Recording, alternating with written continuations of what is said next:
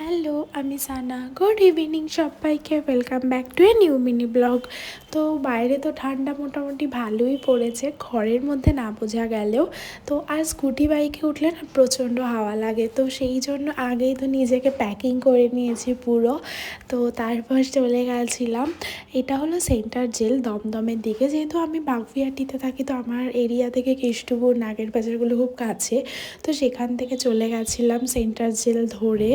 যেসবের যে কারখানা ছিল সেগুলো সমস্ত কিছু পার করে মাসিদের বাড়িতে, যেহেতু মম ভীষণই অসুস্থ, ওর এই কদিন আগেই একটা অপারেশন হয়েছে।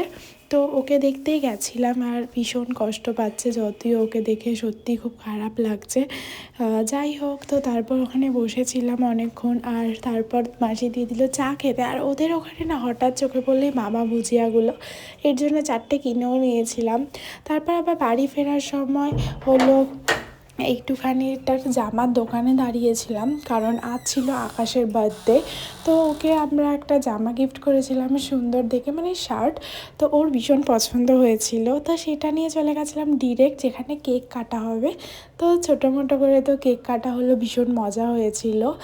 আর তারপর চলে গেছিলাম মোমো খেতে, ওই ট্রিটটা দিয়েছিল। তো ব্যাস এইভাবে আজকে দিনটাকে শেষ করলাম। তো চলো টাটা।